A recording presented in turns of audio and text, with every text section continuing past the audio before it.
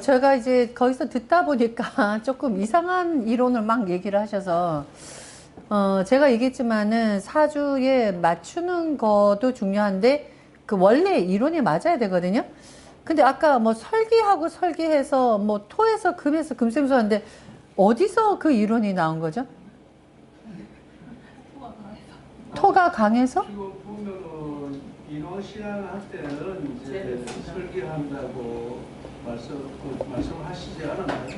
아니, 그러니까 토가 강해서 한 번 설계하지 왜 두 번 설계합니까? 아니 그러니까 지금 이게 이상한, 내가 지금 뒤에서 사주가 수가 많을 때, 응? 목으로 설계하는 용신인데, 이 용신이 인성이 너무 많아서 문제가 될 때 한 번 더 설계해요. 사주가 신강해서 한 번, 두 번 설계한다는 얘기는 제가 한 적이 없거든요. 이게 어디 이론에서 그러니까 토생 금까지는 이해가 가는데 여기 금이 어디 있습니까? 근데 금이 또 다시 수를 또 이론이 이게 어디서 나온 거죠? 만약에 토가 강하면 수로 설계해야 되는데 토가 너무 많아서 토다 금매가 됐을 때 다시 금생수예요. 네. 자, 보세요. 수가 너무 많아서 목을 설계하는 게 용신이잖아요. 용신의 인성이 너무 많을 때 얘가 다 흡수 못할 때 그때 한 번 더 설계하는 거거든요. 근데 그거를 계속 다른 분도 다 그렇게 쓰니까 내가 잘못 가르쳤나? 그러니까 토가 많아서 금을 써야 되는데 금이 토를 흡수 못할 때 한 번 더 뺀다. 예, 그래서 제가 뭐라 하냐면은 살을 빼야 되는데 한 번 더 뺀다. 또 용신이 너무 강해도 한 번 더 뺀다. 근데 그 용신이 강한 용신이 일반적으로 인성이 너무 많아서 걔가 감당 못할 때 한 번 더 빼거든요.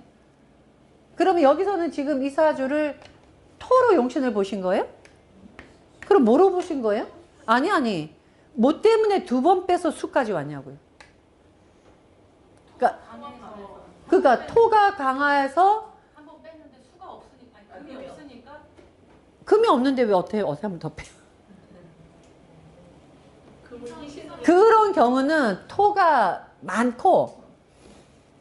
많고 금이 있어서 토생금 빼야 되는데 얘 입장에서 얘가 너무 체한 거야.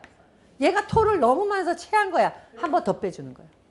그러니까 이론이 이게 똑같은 이론이라도 쓰임 이론이 다 다르거든요. 근데 이거는 그 이론을 쓰는 이론이 아니에요.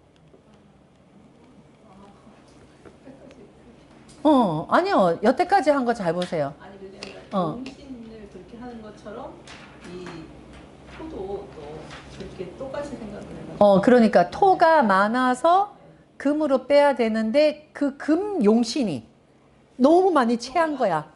그 한 번 더 빼. 그때 한 번 빼고 두 번 빼고예요. 수가 너무 많아서 목으로 빼야 되는데 수가 너무 많으니까 목이 체했어. 그래서 한 번 더 빼. 토가 너무 많은데 금이 토생금을 너무 많이 먹다 보니까 배가 너무 불러. 한 번 더 빼. 그래서 내가 뭐라 했냐면 살이 너무 많이 쪘어. 한 번 빼고 두 번 빼고. 근데 얘는 금도 없는데 왜 두 번을 빼냐 이거지. 그 부분이 왜냐면요. 이게 이론이라는 게 쓰임새가 무지 많잖아요. 그러니까 방법이. 이 방법 쓰고 이 방법 쓰고 여러 가지 방법 쓰는데 이거는 그 방법을 쓰는 게 아니라 토가 많으니까 한 번 빼고 한 번 빼고 그때는 토가 많을 때 금이 있어야 돼요. 근데 그 금이 너무 체한 거야. 토가 많아서 한 번 더 빼주는 거예요. 그때 그 이론이에요. 근데 한 번 빼고 두 번 빼고 계속 빼길래 뭘 이렇게 뽑지? 이 사람 뭐를 자꾸만 뽑는 거지?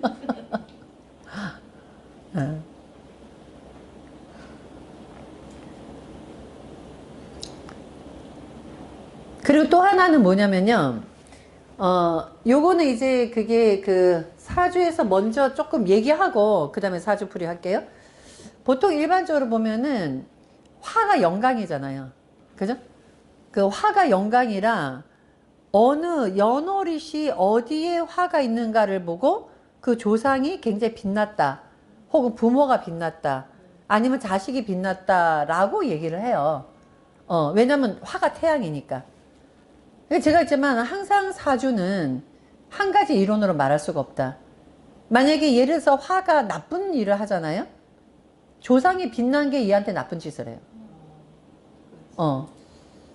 그러니까 또 어떤 사람은 어떻게 얘기하냐면 무조건 화운이 들어오면 좋다 그래요. 병화. 무조건. 왜냐면 병화는 태양이라 모든 생명체를 키워주니까. 근데 아니 태양도 내가 싫을 때도 있지. 그래서 어떤 일은 똑같지 않다. 그런데 이때는 뭐로 봐야 되느냐. 화가 연월일시 어디에 있어요? 그 화가 좋은 역할을 하죠. 그럼 해석을 어떻게 하느냐. 부모나 조상이 영광이 나한테 좋은 역할이야. 그 부귀를 누려요.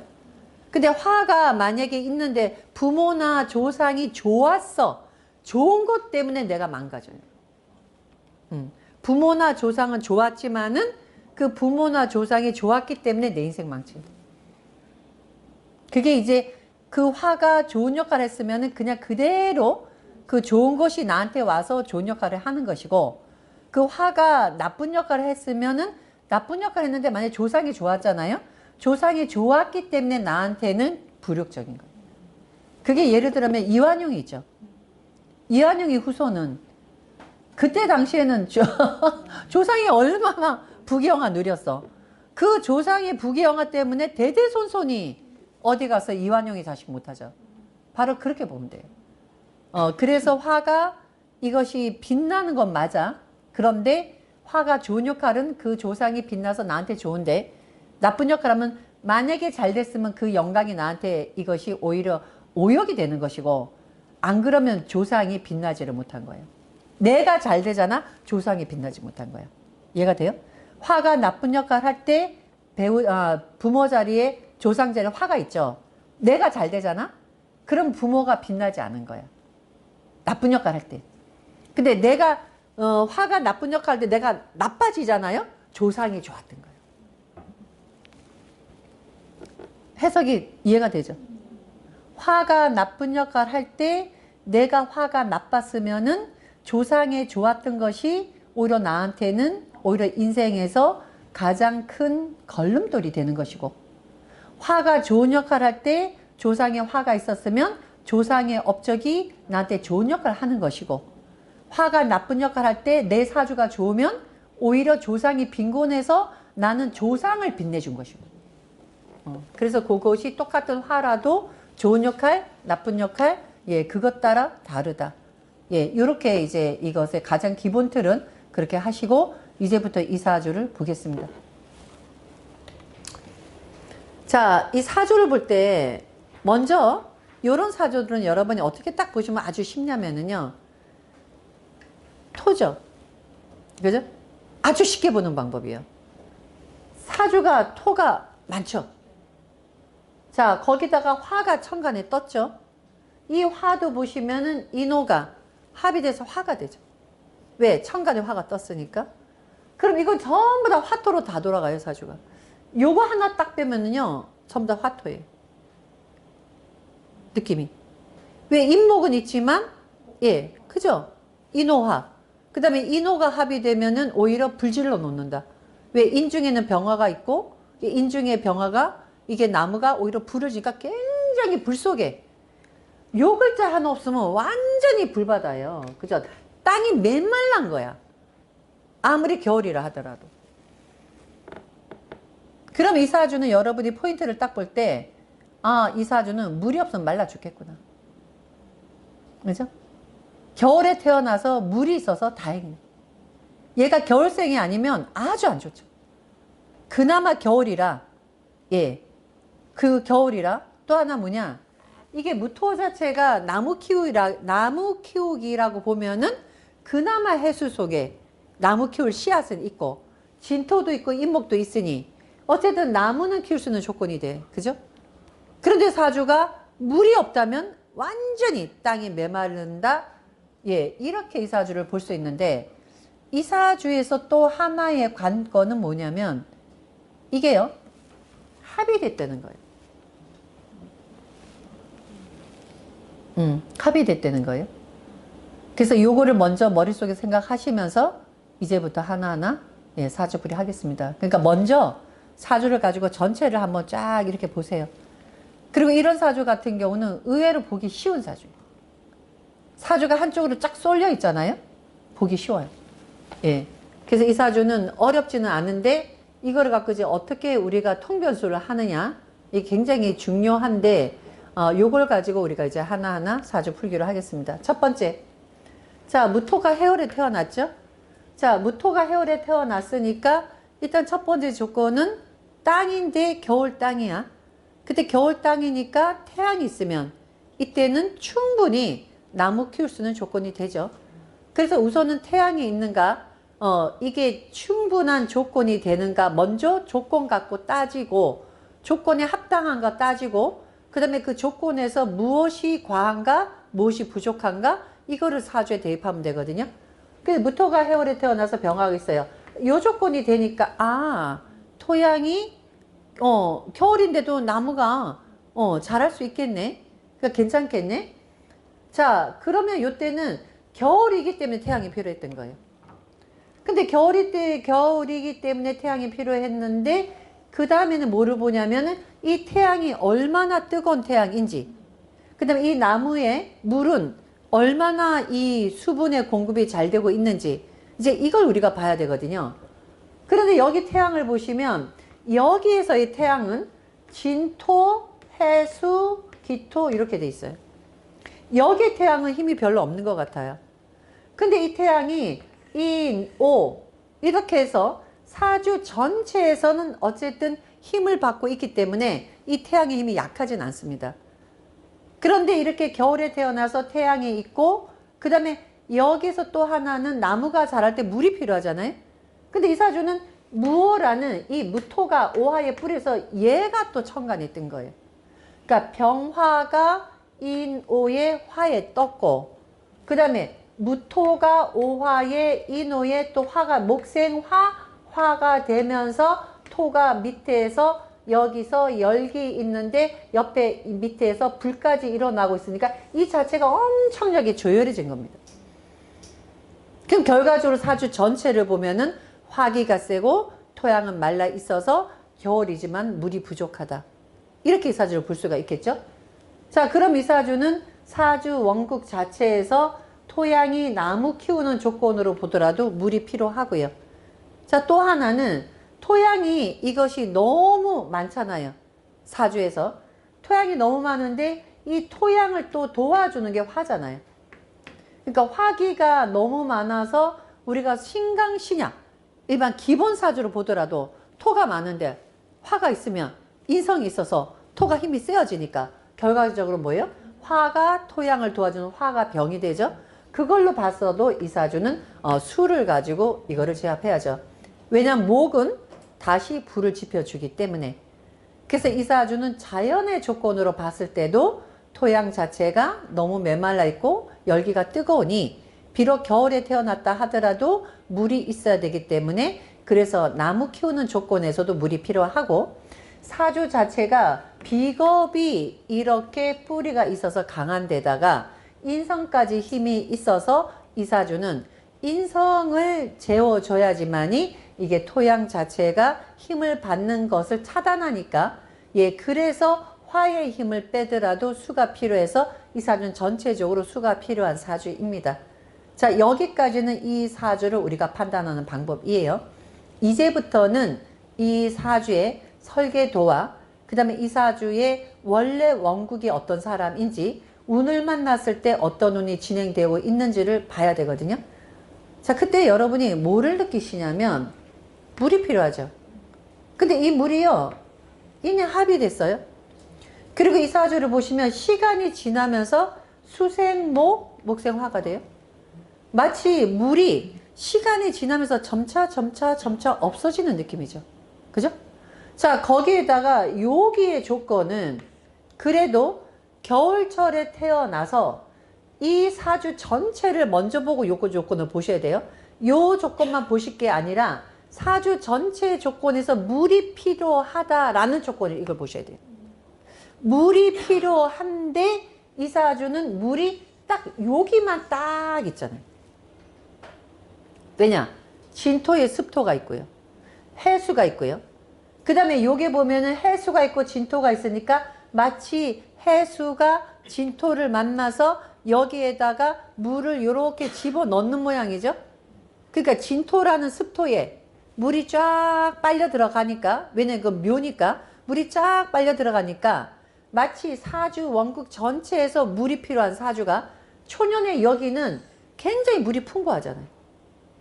거기다 여기는 화가 진토 위에 앉아있고 주변이 전부 다 습축한 기운이라 그렇게 열기가 뜨겁지 않아요. 그러면 이 사주는 여기까지를 딱 보시면 여기는 수분이 풍부하다. 여기를 딱 보잖아요. 완전히 수분이 씨앗도 없어요. 거기다가 여기에 있는 이 물이 시간이 지나면서 점차 줄어들면서 그러면서 맨 마지막에는 무오의 양인을 만납니다. 그러니까 이거는 양인격하고 양인은 달라요.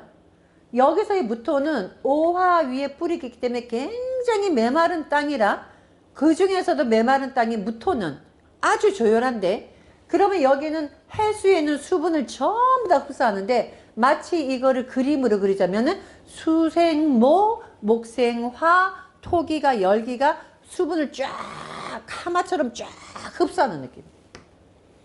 물이 씨앗도 없으시죠. 그죠? 이 사주는 소위 말하는 무의도식이 있습니다. 이 사주가 그 사주. 예, 집안은 해수를 깔고 있죠. 예, 진중에 개수가 있죠. 그러니까 여기서 딱 보면 어떤 느낌이 딱 드냐. 이 사주가 토양인데 나무 키수는 토양이죠. 그때의 전체적으로 열기가 많은데 여기 나무는 이 열기를 여기다 갖다 대고 수분 때문에 나무가 엄청나게 잘 자라요. 예. 그러니까 부모가 엄청난 부자예요. 부모가 엄청난 부자고 이 사람 사주만 초년운이 보시면 경자 신축이었잖아요. 그죠? 예, 부모가 엄청나게 부자니까 굉장히 부잣집에서 그야말로 뭐죠? 호강을 누리고 부잣집 도련님으로 사는 사람 사주입니다. 근데 이 사주가 보시면 인해합이 딱 묶여 있잖아요. 그죠? 인해합이 묶였는데 이거를 여러분이 어떻게 보시면 되냐면, 이것도 다 공부하면서 배운 거예요. 인해합은 파가 된다. 그죠? 왜냐? 임목과 해수가 역만데 역만은 합이 들면 움직이지 못한다. 그러니까 이 해수가 이 사람들의 재성인데 임목이 딱 묶으면서 말이 꼼짝을 안 해요. 그런데 이거 재성이죠? 재성이 묶여서 꼼짝을 안 하니까 뭐예요? 안 뛰죠. 일 안 하죠. 돈 벌 생각 없죠. 그런데 뭐예요? 여기서 부모 재산이 자기한테 합으로 들어오잖아요. 그러니까 부모 재산이 자기한테 들어오니까는 결혼하면서 부모님이 건물을 물려주는 겁니다. 그래서 부모님이 여기에 쌓았던 이 재산을 자식한테 이내 합이 되니까, 그죠? 여기서 재물이잖아요. 이 재물이 계속 얘한테 들어가는 거예요. 그러니까 어떻게 돼요? 부모님의 재물이 나를 묶어서 나는 꼼짝하지 못하니까 얘는 평생 아무 일도 안 해요. 평생 아무 일도 안 하는데 운세는 지금 어떻게 가요? 지금 보시면은 이민, 계묘, 갑진, 을사, 병어, 정미, 그죠? 목화운으로 쫙 달리잖아요. 그런데 여기서 보시면은 30대에 이때 인대운이 들어오죠? 또 인합으로 또 묶죠? 예? 이때 부모가 물려준 건물 한 채 날려요. 왜? 합으로 묶여서 꼼짝 못하니까.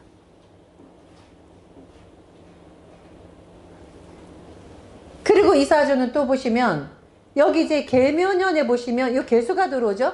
천간에 또 무토에 또 묶이죠.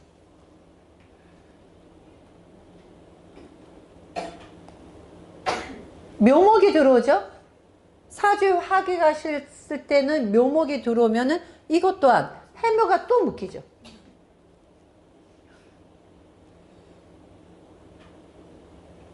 그러니까 사주가 완전히 사방팔방 다 묶으니까 결국은 사업을 하고 일을 한다고 했지만 그냥 놀아. 다 남한테 맡기고. 그러니까 이제 또 날라갔어. 그러니까 또 이제 그렇게 되니까 부모가 또 재산을 물려줘. 그러니까 그냥 건물에서 나오는 세금 받고, 세금이래. 세 받고 그냥 놀아요. 그냥 놀다 보니까 뭐예요? 심심하면 술집 다니고, 술집 가서 돈 쓰고 다니고, 아무 일도 안 해요. 진짜 무의도식이에요. 완전히 다 묶였어요.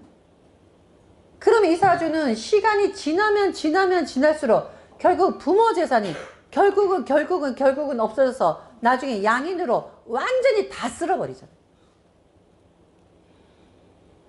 그래서 이런 경우가 결국은 부모는 부자였지만 자식은 나중에 부모 재산 전부 다 없애는 사주가 바로 이런 유형이에요.